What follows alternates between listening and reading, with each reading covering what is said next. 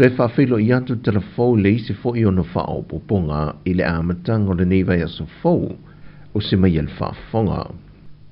O le a onga wha ofisa wha whailo tusi ba isi matata ese e le tomai wha ona po nei wha o ngai nai computer a le a onga te ese Institute I Lalovaya wa amata I eila ngā tongi o a onga ese te tono le atunu I whai unga nei tau sangarua whelus fulmal wha wa wha manuia I nei le tamaita I a Lesma Ramona Iluilo luas fulmal wha tau sanga mai a fio angola Lalovaya sa matau maloto whanga.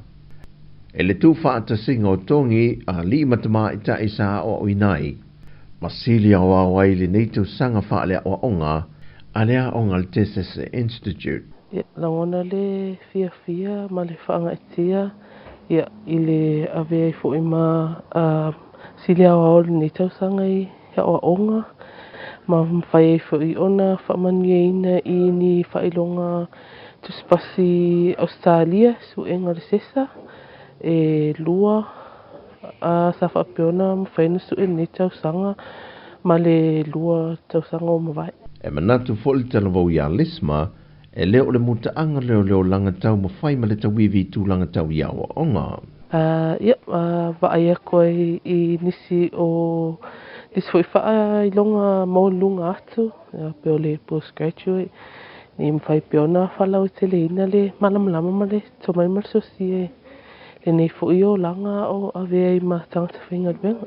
Na mamori fo ilan whaaftai le ngato tālu sanga o le tāpo inga, le ngato lana e kālesia ai whapea fo I o nanga inga. Momola wai whaafo I le whaaftai le atua ono le ata mai marpoto e na te fo ina mai a te au. Ia mwhai na o whaonga ina I tono a onga, sa ili ilinga o poto salau. Le lua fia whaaftai o a inga, ia mo lato langonong so mai a te au o whianga I ma o onga. O e kālesia ma manuu, ia ma o ma o ofiswhenga ruenga. So son mi fo e tau ina imwhena o siele nei tūlanga wau, ia. Na whaalia fo ilanga ngā whaaftai mātua le tamaia si tangata Filipo Iloilo, ma le tina ia Rupi Puni Iloilo, e noa whaea ina tau mawhainga alo la alo le tau sanga. Te iloe e le isisi anganga e pito silio na tāua o le whaaftai ai le atua. O na o fofuanga umam tāpenanga so stangata. E whaalangolango na manuia I le whaalangolango I le atua manan taita inga. O le mele e ao eona whaafo I le vi inga I le atua. Ma whaaftai ia ona ua o whaifo I ona ausia e la whawhine. Ia le nei fo I tūlanga I le sa ilinga fo I le tomai ia ma le poto salalau. E pe ona tausini oma hina fina fo I alo mo whanau. I whaaftai ia le ngata fo I le ekalesia I le nofo talo fo I lato uma o to tino le ekalesia sfito le toe fia mai pia ina ia mawhai ona manuia whanau uma le ekalesia ia le foi la ua manuia la fine ia le nganga whaaftai fo I momoli mo o le ekalesia pia I le ngata fo I le nai fia whaaftai fo I a inga ia wae so se whanau lava. Ia isi itia mau lunga a inga I le si o manga o le ia manuia tamu whainga. Ia whaaftai le a inga I whapena fo I le pito la au fo I le tinao le a inga. Ia I le tamu whai pelea ina ia una ia le whanau. Ia one ngata le tamu whai. Ua tali ali I mawhai pule o le fio anga o whenga. I se ata na tuine se tasi lunga o penga te whae langi le vai aso talwai. Wa toe wa ai se masini o loo wha awa wina se ngā ruenga o le tuine lalo se pā o se whanua. I ele ma whanua I tua le au waa ele no whanga lo iai le fōlesi. Le na wha alia maulolo o loo so solo lava le wha atinongo I ngā ruenga I lunga o le tūla whono. Mai ele ai se vaenga o le tūla whono o lato solia.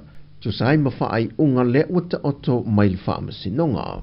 Sau no foi le whai pulo le fio anga wa whenga, le fio ngā maulolo tāwita a mosa, o le aso whono le nei amatai o le fio anga, e lote ai le mata upo. Ai wa uma o na au mai le whaai unga e tasi lava, e le ngata o le whaamsinonga o whanua maswafa, ai whapena fo i le whaamsinonga mau lunga. Wa whailoi le fionga le sui minista o tupe le fionga whawalo Harry Schuster, talu wail whaatupula ia peo o whaafita au li sa sae tu te tonu, whapea foi le tūlanga le mautonu le whainga pālota le malo telo a Amerika, wa fuai una toe si itia foi lunga le tau sua o le nei masino te sema, o le pepo whaamtalanga wa whaadiele toe si itia o le tau le lito le pensini, i le fitu tesi ma le whaasene, le o si itia i le lua tāla valu se fulu valu sene le lita le nei masina, mai le lua tāla valu se fulu maltasi sene le lita sa iai le masina taluai. O le kiso, wa se itia i le se fulu ma le lua tesi ma le tasi sene le lita, le ua lua tāla iwa se fulu ma le iwa sene le lita le nei masina, ai o le masina o novema sa lua tāla valu se fulu ma le fitu sene le lita.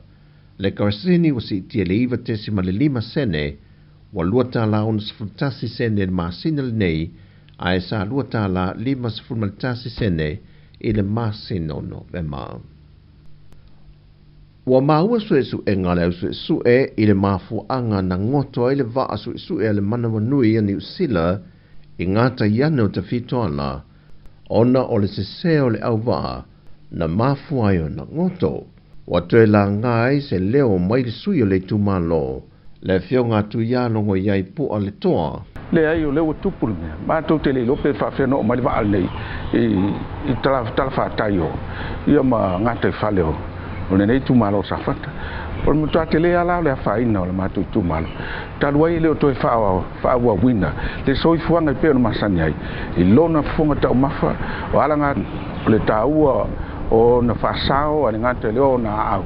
Ma tonga tongo tasi nei le tumalo nei sinte le tonga tongo ma taluai le vaale o ngoto tono le tato ma. Fa lie se pepo fa amtalanga.